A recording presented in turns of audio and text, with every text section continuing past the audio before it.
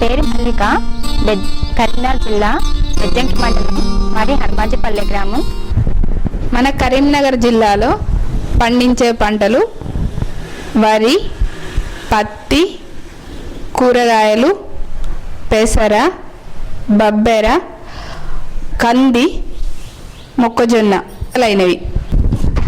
నేను నా అరెకరం పొలంలో బీరకాయ, బెండకాయ, సోరకాయ మొదలైన కూరగాయలను పండిస్తున్నాను. నా కూరగాయ చేనులో బూజు తెగులు, పేనుబంక, పాంపొడ తెగులు ఎక్కువగా రావడం వల్ల పోయిన సంవత్సరంలో కూడా నా పంట దిగుబడి తగ్గింది. అయితే ఈసారి మా గ్రామంలో పనిచేస్తున్న NPM CAVAలు శుంఠిపాల కషాయం పిచికారి చేస్తే ఈ తెగుళ్ళు నివారణ అవుతుందని చెప్పారు. నేను శొంఠిపాల కషాయం తయారు చేసుకొని నా పంటపై వాడుకున్నాను. దీనివల్ల తెగుళ్లను నివారించుకున్నాను.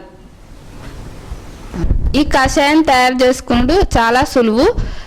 వీటి పదార్థాలు మన ఇంట్లోనే దొరుకుతాయి. వీటికి 100 గ్రాముల శొంఠి, 1 లీటర్ నీరు, 2.5 లీటర్ల పాలు,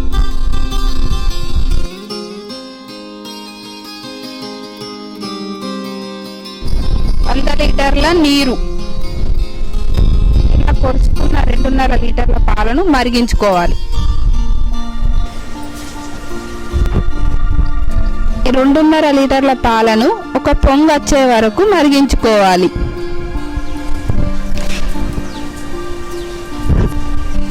మరుగుతున్న పాలను దించి చల్లార్చుకోవాలి.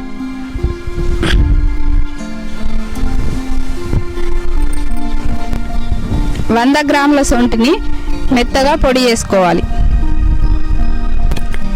ఇలా మెత్తగా దంచుకోవాలి.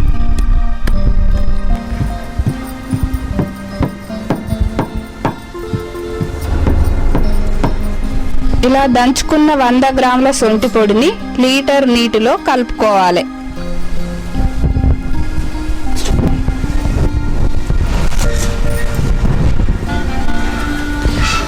ఇలా కలుపుకున్న శొంఠి పొడి నీళ్లను సగం అయ్యేదాకా మరిగించుకోవాలి.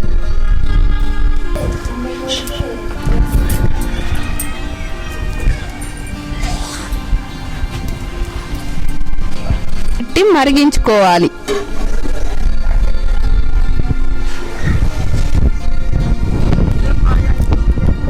ఇలా చక్కగా సగం అయ్యే వరకు మరిగించుకోవాలి. ఇలా చక్కగా మరిగిన ద్రావణాన్ని చల్లార్చుకోవాలి. ఇలా సగానికి మరిగించుకున్న శొంఠి ద్రావణాన్ని ఇలా పడబోసుకున్న శొంఠి ద్రావణాన్ని పాలు మరగబెట్టుకొని చల్లార్చుకున్న దాంట్లో కలుపుకోవాలి.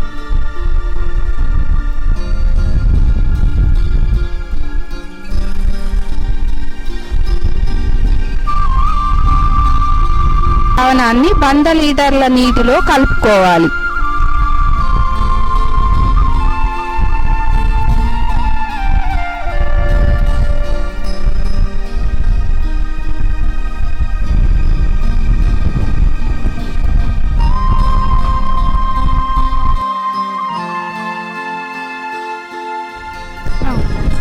ఈ నీళ్ళల్లో కట్టె తీసుకొని బాగా కలుపుకోవాలి.